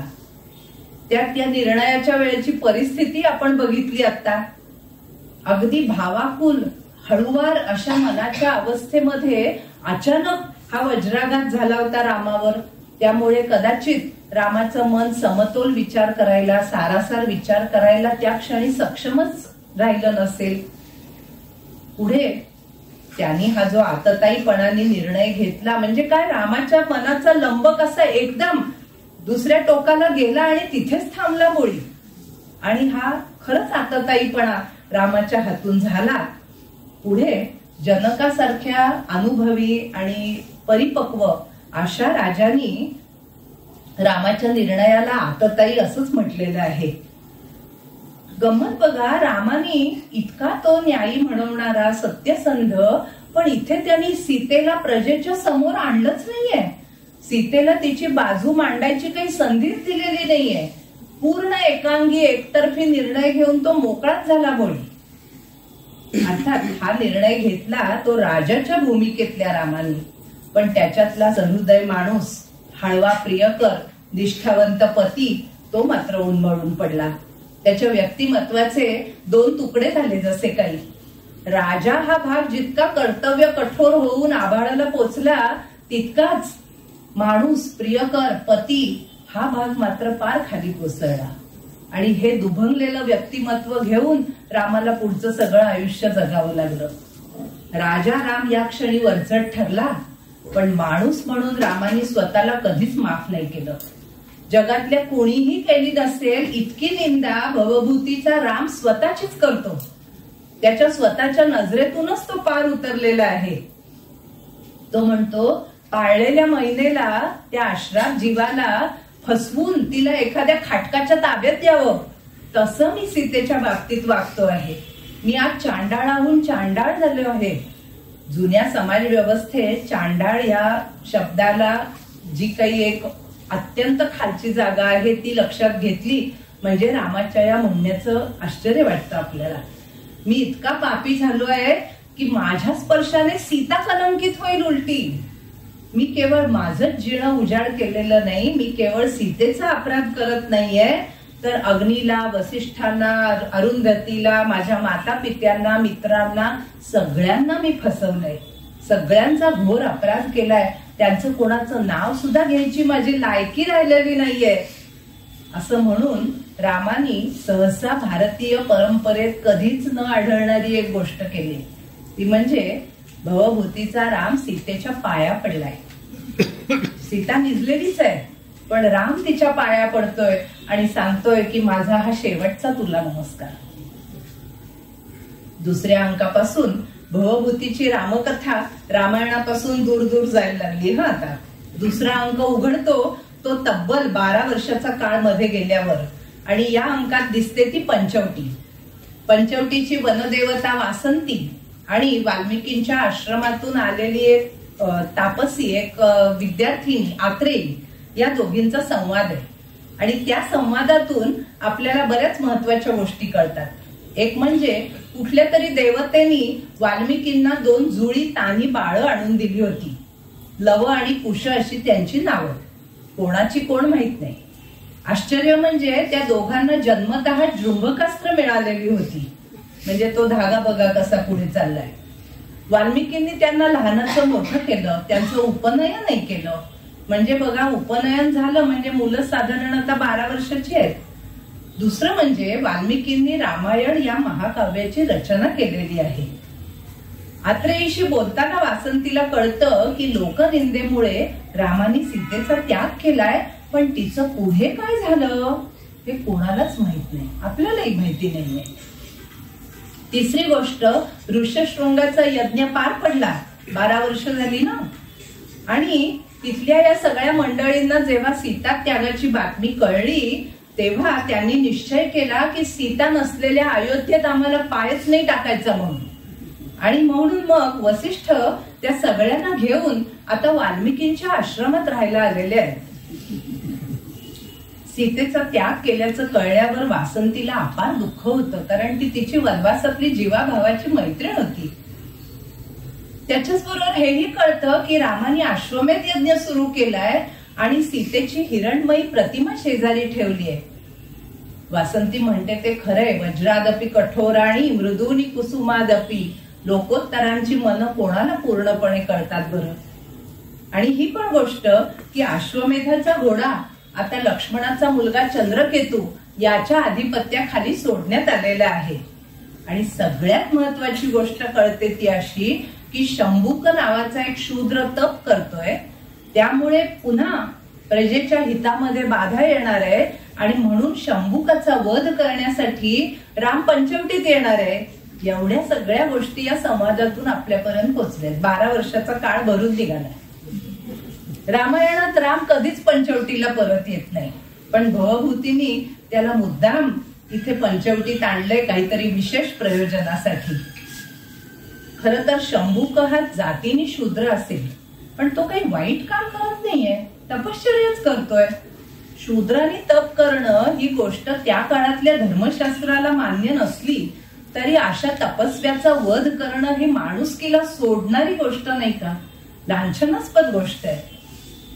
रामाने प्रजानुरंजनासाठी निष्पाप सीतेचा त्याग केला ही गोष्ट जेवढी खटकणारी आहे ना, तेवढीच निष्पाप शंभूकाचा केवळ तो शूद्र आहे म्हणून वध करणं ही पण गोष्ट खटकणारी आहे. आणि भवभूतीला तर ती अजिबात आवडलेली नाहीये. त्यामुळे शंभूकाला काव्यात का होईना न्याय देण्यासाठी भवभूतीने वेगळाच मार्ग अवलंबलाय. त्यासाठी त्यांनी रामाचाच उपयोग करून घेतलाय. आपण अन्याय करतोय ही जाणीव रामाला स्वतःला आहे आणि त्यासाठी राम स्वतःवरच चांगली खरमरीत टीका करतोय. आपल्या हाताला उद्देशून राम म्हणतो, अरे माझ्या हाता. बोलून चालून रामाचाच हात तू. गर्भवती सीतेचा तूच तर त्याग केला होतास ना, तुला सवयच झाली असा अन्याय करण्याची. तुला कुठून वाईट वाटणार किंवा दया येणार. निरपराध व्यक्तीला बाधा करणं, इजा करणं ही गोष्ट रामाला शोभून दिसते. केवळ रामच ती करू शकतो. इतके जळजळीत शब्द रामाने स्वतःसाठी वापरले. दुसऱ्याची निंदा करणं फार सोपं असतं, स्वतःची निंदा करणं किती अवघड गोष्ट आहे आपल्याला माहितीये. शिवाय मग रामाच्या हातून मरण आल्यामुळे शंभूकाला दिव्य गती प्राप्त झाली असं काहीतरी दाखवून थोडस रामाच्या पापाचं काहीतरी क्षालन करण्याचा प्रयत्न भवभूतीने केलाय. तिसरा अंक फारच वैशिष्ट्यपूर्ण आहे. तमसा आणि मुरला या दोघी नद्या आहेत बर का, नदी देवता आहेत. त्यांचा संवाद चालू आहे आणि त्या संवादातून सीतेचं पुढे काय झालं हे आपल्याला कळतं. लक्ष्मणाने तिचा त्याग केला, तिला सोडून तो निघून गेला. मग सीतेला इतकं दुःख असह्य झालं की तिने गंगेमध्ये उडी घेतली. त्याच क्षणी ती प्रसूत झाली. जुळ्या मुलांचा जन्म झाला. मग गंगा आणि पृथ्वी या दोघांनी तिला आधार देऊन पाताळात नेलं. मुलं अंगावरची प्यायची सुटल्यानंतर त्या दोघींनीच मुलांना वाल्मिकीकडे सोपवलं. सीता मात्र पाताळातच राहिली. पण गंगेला जेव्हा कळलं की आज राम पंचवटीत येणार आहे, कारण ती त्याच्या कुळाची देवता आहे ना, तेव्हा मात्र गंगेला फार काळजी वाटायला लागली रामाची. कारण जिथे रामाने सीतेसह त्याच्या आयुष्यातला इतका सुंदर काळ घालवला होता, त्या पंचवटीत सीता नसताना रामाने यायचं म्हणजे केवढं दारुण दुःख होणार त्याला.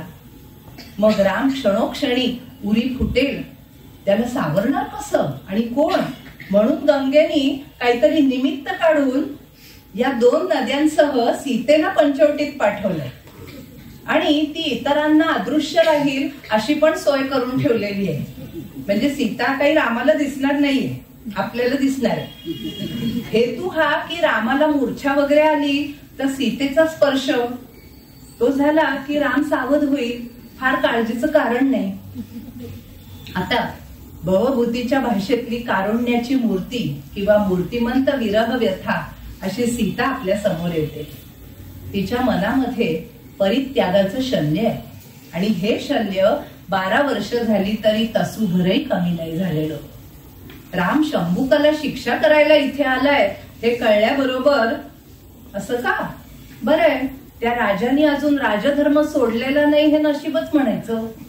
असं थोडस कडवटपणाने ती बोलते खरी, पण रामाला बघितल्यावर मात्र तिचा स्वतःच्या मनावर ताबाच राहत नाही. तिचं हृदय प्रेमाने असं ओसंडून व्हायला लागतं. आपला आवेग तिला रोखता येत नाही. राम वरचेवर मूर्छित होतो आणि सीता आपल्या स्पर्शाने त्याला सावध करते. संपूर्ण अंकामध्ये हीच एक मध्यवर्ती कल्पना आहे की पंचवटीतली वेगवेगळी दृश्य पाहत असताना वासंतीच्या सहवासामध्ये रामाला पुन्हा पुन्हा दुःखाचे कळ येतात. तो पुन्हा पुन्हा मूर्छित होतो आणि सीता आपल्या स्पर्शाने त्याला सावध करते. गंमत म्हणजे सीता दिसत नाहीये, पण तिचा स्पर्श रामाला ओळखता येतो. एका बाजूला सीतेच्या स्पर्शाचा तो अवर्णनीय आनंद, ती अनुभूती, पण दुसऱ्या बाजूला ती दिसत नाही म्हणजे आपल्याला हे फक्त भास होत आहेत याचं दुःख. अशी रामाची स्थिती झाली आहे. वासंतीची आणि रामाची भेट झाली आहे. वासंती रामाला दुःखाने आणि रागाने टाकून बोलते, पण तेही सीतेला सहन होत नाही बरं का. अगो काय हे, माझी मैत्रीण ना तू, आणि खुशाल माझ्या पतीला असं वाटेल तसं टाकून बोलतेस, त्याला दुःख देतेस. हे सीतेचे उद्गार आहेत. त्या वासंती बरोबर पंचवटीतली सगळी दृश्य पाहताना रामाला त्याचा शोक आवरत नाही. कारण गेली 12 वर्ष त्यांनी आपला शोक ना चेहऱ्यावर दिसू दिलाय ना डोळ्यातून प्रकट केलाय. आज मात्र त्याचा काही इलाज चालत नाहीये. पण रामाची कर्तव्यनिष्ठा अशी जबर आहे की नाही की त्याही परिस्थितीत तो मनोमन आपल्या प्रजेची क्षमा मागतो. प्रजेला उद्देशून म्हणतो की माफ करा, पण आज काही माझ्या हातात राहिलेलं नाहीये. खरं म्हणजे मी सीतेसाठी शोक करता कामा नाहीये, पण मला शोक होतोय, त्याला माझा काही इलाज चालत नाहीये. या अंकाने काय साधलं? राम आणि सीतेचं मनोमिलन साधलं.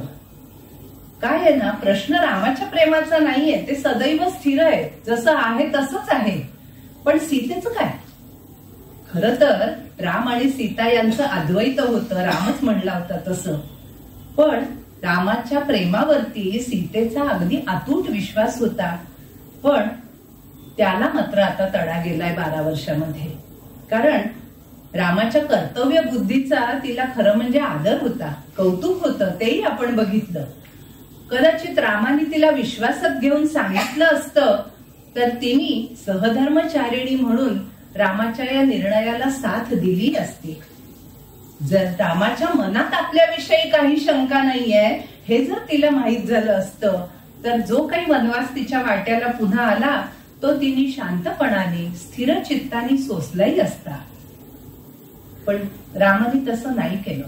कदाचित सीतेवरचं त्याचं जे अपरंपार प्रेम होतं त्या प्रेमानेच त्याला दुबळं केलं आणि त्याच्या तोंडून असे शब्द सीतेसाठी आलेच नाहीत आणि सीतेच्या नकळत विश्वासघाताने तिचा त्याग झाला. त्यामुळे रामावरचा तिचा विश्वास उडालाय, भंग पावलाय. अपमानाने, लाजेनी, शर्मेनी ती गेली 12 वर्ष अशी परित्यागाचं शल्य हृदयात घेऊन जगतीये. सीतेचा त्याग करणं हा अन्याय होताच, पण तिला काही न सांगता विश्वासघाताने त्याग करणं हा आणखी दारुण अन्याय होता.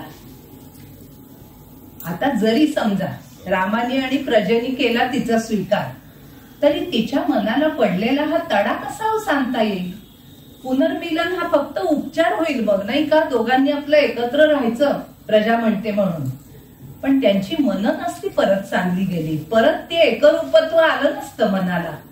मग नुसतं नाटक सुखांत करण्यात काही अर्थच नव्हता ना. म्हणून भवभूतीने 3ऱ्या अंकाची रचना केली. सीतेला रामाचं दुःख, त्याचं प्रेम, याची देही याची डोळा पाहायला मिळालं. त्याच्या हृदयातलं आपलं स्थान जसंच्या तसं आहे हे तिच्या अनुभवाला आलं.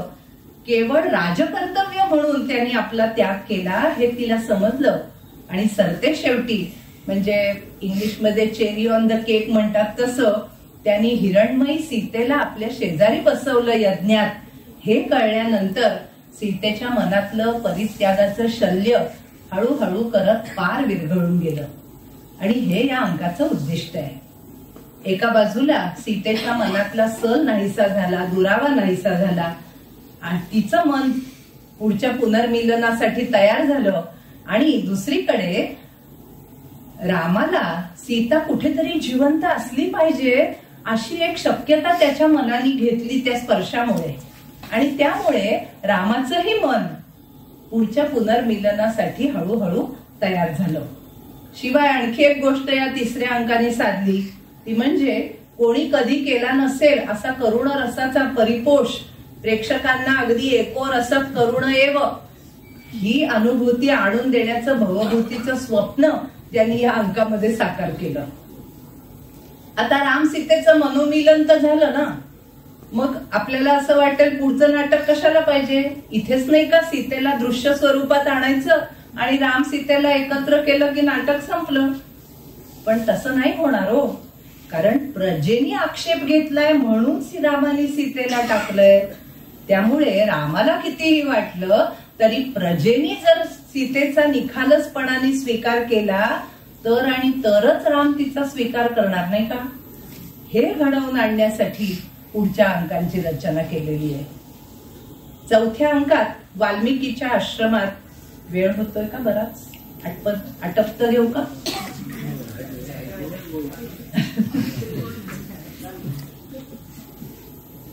कारण मी 4थ्याच अंकापर्यंत पोहोचली अजून.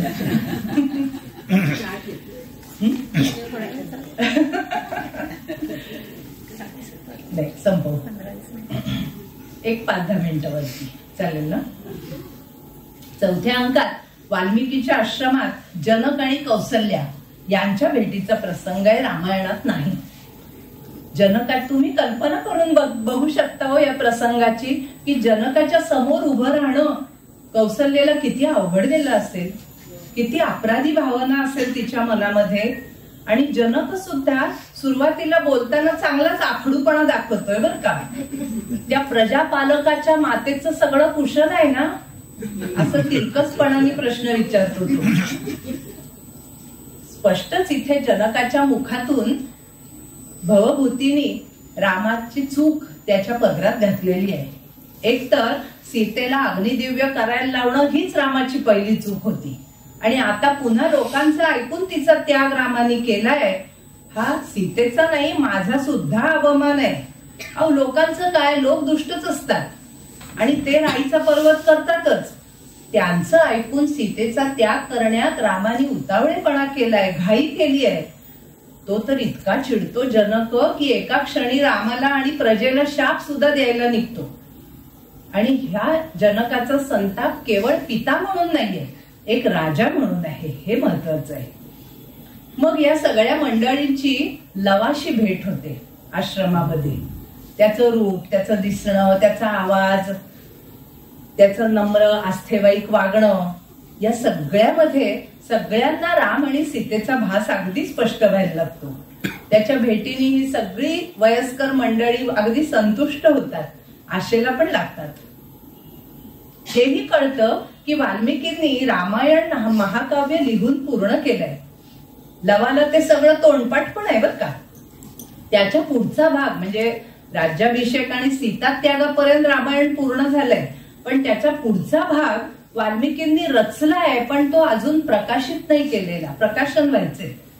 मात्र त्याच्यावर आधारित एक नाटक वाल्मिकींनी रचलंय आणि माझा जुळा भाऊ कुश ते नाटक, ती संहिता घेऊन भरत मुनींकडे गेलाय नाट्यप्रयोग करायचा म्हणून. म्हणजे बघा, पुनर्मिलनाच्या दिशेने आणखी एक पाऊल पुढे टाकलंय कवीनी. आणि त्याचबरोबर आता हा भरताने केलेल्या नाटकाचा प्रयोग आपल्याला बघायला मिळेल अशी एक उत्कंठा पण लावून ठेवली आहे. एवढ्यात अश्वमेधाचा घोडा आश्रमाच्या परिसरात येतो आणि ते सैन्य जे आहे बरोबर असलेलं, त्या सैन्याची भाषा मोठी उद्दाम आहे, उद्धट आहे, सगळ्या क्षत्रियांना अपमान वाटेल अशी भाषा आहे. आणि लवाच्या ती कानावर पडते तेव्हा त्याचं क्षात्रतेज उफाळून येतं, त्याला ती भाषा सहन होत नाही आणि तो त्या घोड्याला अडवतो. आता रघुकुळाच्या 2 वंशजांमध्ये युद्ध होण्याचा प्रसंग आलाय. मी पोचल्या पुढच्या अंकात. 5व्या अंकात लव आणि चंद्रकेतू एकमेकांच्या समोर येतात. दोघांनाही एकमेकांविषयी कौतुक वाटतं, दोघं एकमेकांकडे आकृष्ट होतात. लव चंद्रकेतूच्या सैन्यावर जृंभकास्त्रांचा प्रयोग करतो, आली इथे परत. आणि चंद्रकेतू बरोबर सुमंत्र आहे सारथी म्हणून. त्या सुमंत्राच्या मनात हा जृंभकास्त्र बघून शंका येते. मग बोलता बोलता लव रामाच्या चरित्रातल्या 3 कलंक सदृश अशा गोष्टींचा उल्लेख करतो. एक म्हणजे ताटकेचा, स्त्रीचा वध केला त्यांनी. दुसरी गोष्ट, खरं राक्षसाशी लढताना राम 3 पावलं मागे गेला होता. तर युद्धामध्ये शत्रूपासून मागे हटणं हे क्षत्रियाला कलंक लावणारी गोष्ट. आणि तिसरं, धर्मयुद्धाचा नियम मोडून त्यांनी वालीशी आडून युद्ध केलं होतं. आता बघा, राम हे भवभूतीचं दैवत आहे, पण तरी सुद्धा रामाच्या चुका स्पष्टपणे बोलून दाखवल्यात भवभूतीने, त्याही लवाच्या तोंडून. त्यामुळे भवभूती न्यायीपणामध्ये कसा काटेकोर आहे आणि तो पक्षपात करत नाही हे आपल्याला दिसतं. आता 6व्या अंकात लव आणि चंद्रकेतू यांचं चांगलं जोरदार युद्ध सुरू होतं. राम पंचवटीत आला होता, आठवतं ना? तो आता पंचवटीहून अयोध्येला परत निघालाय पुष्पक विमानातून. आणि त्याला दिसतं खाली युद्ध चाललेलं आणि म्हणून तो विमानाला खाली उतरवतो आणि त्या दोघांच्या मध्ये उभा राहतो. लव आणि राम त्यांची दृष्टभेट होते. का कोणास ठाऊक दोघांनाही एकमेकांविषयी प्रेम वाटायला लागतं. भवभूती म्हणतोच, व्यतिषजती पदार्थानांतर कोपी हेतुः न खलु बहिरुपाधीन प्रीतय संश्रयन्ते. प्रेम करणाऱ्या सगळ्यांना माहितीये, प्रीतीला बाह्य कारण लागतातच असं नाही. एकमेकांना जोडणारा प्रीतीचा धागा हा बहुतेक वेळा आंतरिक असतो, आतून आलेला असतो. तेवढ्यात भरत मुनींच्या आश्रमातनं परत आलेला कुशही तिथे येऊन पोचतो. आता भवभूतीनी पायरीनी रामाला आपल्या मुलांची ओळख पटवली. जशी कालिदासाने अभिज्ञान शाकुंतलाच्या शेवटच्या अंकात दुष्यंताला सर्व दमनाची ओळख पटवली आहे, तसंच सीतेसारखा मुलांचा तोंडवळा, गात्रांना सुखवणारा त्यांचा स्पर्श, स्वतःसारखंच मुलं दिसतायत ही त्याची जाणीव, शिवाय रघुकुळाला शोभणारी तडफ, तो आत्मविश्वास, तो पराक्रम, ती जृंभकास्त्र, त्यांचं जुळं असणं. आणि रामाला आठवतं की अगदी सीतेचे दिवस भरत आल्यावर एकदा रामाने तिच्या पोटाला स्पर्श केला होता आणि त्याला जाणवलं होतं की गर्भ 2 आहेत म्हणून. ही आठवण त्याला होते. शिवाय सीतेला वाल्मिकी आश्रमाच्या जवळ सोडलं होतं आणि हे दोघे वाल्मिकीचे शिष्य आहेत. त्यांचं वय 12 वर्ष की जितका काळ मध्ये गेलेला आहे. सगळी आशा लावणारी चिन्ह. पण रामाला असं वाटतं, माझ्यासारख्या कमनशिबी माणसाला असं सुख कधी मिळणार आहे का? शक्यच नाही. उगीच आशेच्या वेल चढवत जाण्यात काही उपयोग नाहीये. सीतेच्या आठवणी त्याला पुन्हा व्याकुळ करतात. मग त्याला कळतं की सगळी वसिष्ठ वगैरे ज्येष्ठ मंडळी इथे वाल्मिकीच्या आश्रमात आहेत. तेव्हा कुशलवांसह राम त्यांच्या भेटीला जातो. मग 7व्या आणि शेवटच्या अंकात गर्भनाटक नावाची एक युक्ती भवभूतीने वापरली आहे. गर्भनाटक म्हणजे नाटकाच्या आतमध्ये दुसरं नाटक, नाटकाच्या पोटातलं नाटक. रंगमंचावर 2 केंद्र, 2 सेंटर्स दिसणार आहेत आपल्याला. एका बाजूला आपलं मूळ नाटक चाललंय आणि दुसऱ्या बाजूला हे गर्भनाटक चाललंय. दोन्ही आपल्याला दिसतं. मूळ नाटकातली पात्र गर्भनाटकातल्या संवादांना प्रतिक्रिया पण देतात, ते पण आपल्याला दिसतंय, ऐकू येतंय. कुठे चाललंय हे नाटक? वाल्मिकींनी गंगेच्या किनारी नाटकाचा रंगमंच उभारलाय. म्हणजे बॅकड्रॉपला गंगा प्रवाहच आहे. काय पार्श्वभूमी आहे बघा. आणि सगळं चराचर प्रेक्षक म्हणून उपस्थित आहे. आता चराचर म्हटल्यावर त्यात अयोध्येतली सगळी प्रजाजन आलीच नाही का हो? राम लक्ष्मणही आहेत.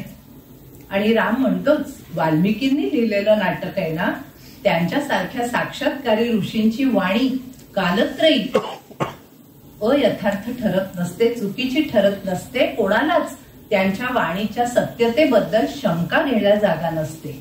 इथेच भवभूतीच्या नाटकाचं सुखांत होणार आहे याचं सूतोवाच झालंय. नाटक सुरू होतं आणि परित्यक्त झालेल्या सीतेचा आक्रोश आपल्या कानावर येतो. दुःख सहन न होऊन सीतेने गंगेत उडी घेतलीये. रामाला समोर नाटक चाललंय याचं भानच राहत नाही आणि सीता खरंच गंगेमध्ये बुडाली असं वाटून तो कासावीस होतो. लक्ष्मण बिचारा त्याला, दादा नाटक आहे, शांत राहा असं म्हणून त्याला जाणीव करून देतो. तेव्हा बिचारा राम अगदी काळजावर दगड ठेवून पुढचं नाटक बघायला सिद्ध होतो. आपल्याला रंगमंचावर दिसतं की गंगा आणि पृथ्वी सीतेला तिच्या तान्ह्या बाळांसह घेऊन येतात, अगदी सांभाळून. इकडे प्रेक्षकात बसलेला लक्ष्मण, रघुवंशाला 2 नवे अंकुर मिळाले म्हणून रामाचं अभिनंदन करतो. तिकडे सीतेच्या अवस्थेमुळे पृथ्वीचं मातृहृदय व्याकुळ होतं आणि ती रागाने रामाला दोष देते. लग्न करताना हातात हात घेऊन नातीचरामी म्हणून शपथ घेतली होती ना, ती सुद्धा पाळली नाही त्यांनी. विसरला तो. माझी पर्वा केली नाही, जनकाची केली नाही, अग्नीची केली नाही, सीतेचं पातिव्रत्य लक्षात घेतलं नाही, होणाऱ्या संततीचाही विचार मनात आणला नाही. हा कसला पती? म्हणजे बघा, राजा म्हणून भवभूतीने रामाच्या चुकीचं माप त्याच्या पदरात जनकाकडून घातलं होतं, लवाकडूनही घातलं होतं, आता पृथ्वीकडूनही तेच होत आहे. बिचारी गंगा रामाची बाजू घेते, काय करणार. आणि रामापुढे दुसरा मार्गच नव्हता. भयंकर लोकापवाद पसरलेला होता. अग्निदिव्य लांब लंकेत झालं होतं. प्रजेनी पाहिलेलं नव्हतं. मग ती कशी विश्वास ठेवणार? काय बिचारा माझा राम करणार अशा परिस्थितीमध्ये? अशी सफाई देऊन ती कसबस पृथ्वीला शांत करते. सीतेचं सांत्वन करताना दोघी म्हणतात, बाई ग, तू स्वतःकडे कमीपणा घेऊ नकोस. तू तर जगाचं मंगल करायला समर्थ आहेस. इतकंच काय, तू आमच्या बरोबर असल्यामुळे आमचं दोघींचं म्हणजे गंगेचं आणि पृथ्वीचं पावित्र्य वाढलेलं आहे. हे त्यांचं निस्संदिग्ध बोलणं ऐकून इकडे लक्ष्मण रामाला डिवचतो. दादा ऐकताय ना? राम उद्वेगाने म्हणतो, लोकांनाच ऐकू दे, पटू दे त्यांनाच. मंचावरची सीता आईची विनवणी करते, मला पोटात घे म्हणून. मग पृथ्वी आणि गंगा तिची समजूत घालतात. अगं, मुलं अजून अंगावर पितात, तोपर्यंत तू असं काही करू नको. त्यांचा सांभाळ कर. थोडी मोठी झाली ना की आपण त्यांना वाल्मिकींकडे पोचवू. मग तुला जे काय करायचं ते कर. हे ऐकताना रामाची आता पूर्ण खात्री होते की कुश आणि लव ही निसंशयपणे त्याची आपत्ती आहेत आणि तो सुखावतो.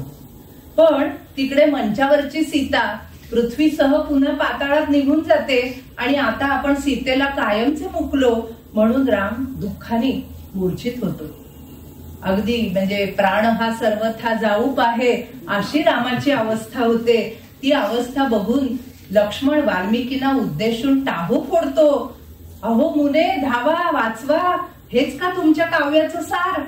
हाच का तुमच्या नाटकाचा शेवट? याच्यासाठी नाटकाचा प्रपंच केला होता? याच्यासाठी काव्यरचना केली होती तुम्ही? या उद्गारामध्ये भवभूतीला वाल्मिकींच्या रामायणावर काय आक्षेप आहेत हे आपल्या चांगलंच लक्षात येतं. आता गर्भनाटक संपतं आणि एक प्रचंड अद्भुत पण सत्य दृश्य रंगमंचावर प्रेक्षकांसमोर अवतरतं. ते पाहण्यासाठी आकाशात नेहमीप्रमाणे देव आणि ऋषी गर्दी करतात. गंगेच्या प्रवाहातून गंगा आणि पृथ्वी यांच्यासह साक्षात खरी सीता, नाटकातली नटी नव्हे, खरी सीता बाहेर येते आणि या दोन्ही देवता अरुंधतीला सांगतात की तुझी पवित्र पुण्यशील अशी सून आहे आणि हिला आता आम्ही तुझ्या हवाली करतो आहोत. आणि मग अरुंधती सगळ्या परिस्थितीचा ताबा घेते. हे म्हणजे स्त्री सक्षमीकरण वगैरे जे काही शब्द आज वापरले जातात ना, मला हे अरुंधतीला कुठेतरी आदर्श ठेवावा असं वाटतं. ती सीतेला पुढे घेऊन येते आणि रामाला तिच्या स्पर्श करून सावध करते. ती रामाला नुसती मूर्छेतून सावध नाही करत, पण त्याचं योग्य कर्तव्य काय याच रामाला भान आणून देते. इतकंच नाही, ती प्रजाजनांना खडसावून विचारते, ही बघा सीता, गंगा, पृथ्वी आणि मी स्वतः हिच्या पावित्र्याची ग्वाही दिलेली आहे. अग्नीनेही तिचं प्रामाण्य सिद्ध केलेलं आहे. तुम्ही बघताच आहात, सगळे देव आणि ऋषी जमून तिचा जय जयकार करतायत. बोला, रामाने तिचा स्वीकार करावा की नाही? स्पष्ट सांगा तुमचं मत काय आहे ते. आता प्रजेच्या डोळ्यात इतकं झणझणीत अंजन तेही वाल्मिकी आणि अरुंधती यांच्यासारख्या श्रेष्ठ व्यक्तींनी घातल्यानंतर सगळी प्रजा लाजेनी खाली मान घालते, सीतेला प्रणाम करते. आणि मग ज्या प्रजेच्या खातर रामाने तिचा त्याग केला होता त्या प्रजेनी मान्य केल्यावर राम तिचा स्वीकार करणार नाही हे कालत्रही शक्य नाही. आणि प्रजेची इच्छा नव्हती म्हणून त्यांनी त्याग केला होता. आता प्रजेची इच्छा आहे म्हटल्यावर राम सीतेचा स्वीकार करणार नाही हे शक्य नाही ना, कारण प्रजा शरणत्व हे रामाचं मर्मस्थान आहे. हे अरुंधतींनी आणि वाल्मिकीनी आणि म्हणजे भवभूतींनी ओळखलंय आणि त्यामुळे हा सगळा घाट जमवून आणलाय आणि रामाला सीतेचा स्वीकार करायला भाग पाडलेला आहे. काही अभ्यासक असं म्हणतात की भरताच्या नाट्यशास्त्राने जे नियम घालून दिले त्याप्रमाणे नाटक सुखांतच व्हायला पाहिजे म्हणून भवभूतीने सुखांत केला. पण असं म्हणणाऱ्या अभ्यासकांना, रसिकांना असा शब्द मी नाही वापरते, अभ्यासकांना भवभूतीचं जे संवेदनशील न्यायनिष्ठुर असं मन आहे, कवीचं मन आहे, ते नाही कळलंय. त्याच्या उत्तुंग प्रतिभेचं त्यांना नाही आकलन झालंय, तिथपर्यंत त्यांची पोचच गेलेली नाहीये असं दुर्दैवाने म्हणायला लागतं. कारण आदर्श दाम्पत्य प्रेमाला शाश्वताचं वरदान मिळालंच पाहिजे ही भवभूतीची एक धारणा. राम आणि प्रजाजन ही शेवटी सगळी माणसं आहेत. माणसाकडून चुका होतात, पण त्या पदरात घेऊन त्यांचं परिमार्जन करणं, प्रायश्चित्त करणं यातच माणसाचा मोठेपणा असतो ही दुसरी धारणा. आणि सीतेवर विनाकारण झालेल्या अन्यायाची भरपाई काव्यात का होईना करावी, तिला न्याय मिळवून द्यावा आणि त्यातच तिच्या पातिव्रत्याचा खरा गौरव आहे ही तिसरी धारणा. या तीन धारणांचा परिपाक म्हणजे भवभूतीचं उत्तर रामचरित्र. भवभूतीच एकदा म्हणाला होता, ये नामकेची दिहन प्रथयंती अवज्ञाम जानन्तु ते किमपि तान् प्रति नैष यत्नः उत्पत्स्यतेस्ति मम कोऽपि समान धर्मा कालो ह्ययं निरवधिर विपुलाच पृथ्वी. त्याच्या आधीच्या नाटकांना नाकारलं ना रसिकांनी, तेव्हा तो म्हणला होता की जे कोणी माझ्या नाटकाला नावं ठेवतात ते भले पंडित असू देत, पण त्यांनी समजून चालावं की माझं ही कला, माझी प्रतिभा त्यांच्यासारख्यांसाठी नाहीच आहे मुली. मला खात्री आहे की माझा समान धर्मा, माझं मन जाणणारा नक्कीच जन्माला येईल कधीतरी कुठेतरी, कारण काळ अनंत आहे आणि पृथ्वी खूप विस्तृत आहे. मंडळी, शब्द ब्रह्म विद कवे हे परिणताम प्राज्ञस्य वाणी निमाम म्हणजे शब्द ब्रह्माचा ज्याला साक्षात्कार झालेला आहे अशा या प्रतिभावंत कवीच्या परिपक्व वाणीचा आपण आस्वाद घेतो. भवभूतीने रंगवलेलं राम सीतेचं अजोड अतूट असं प्रेम आणि त्या प्रेमाला त्याने मिळवून दिलेलं शाश्वताचं वरदान, यामुळे जो काही अंतर्मोद आपण म्हटलं ना सुरुवातीला, ते आंतरिक समाधान आपल्याला प्राप्त होतं. कवीने जे भरभरून समाधान आपल्याला दिलंय ते पदरात घेऊन आज आपण इथे थांबूया.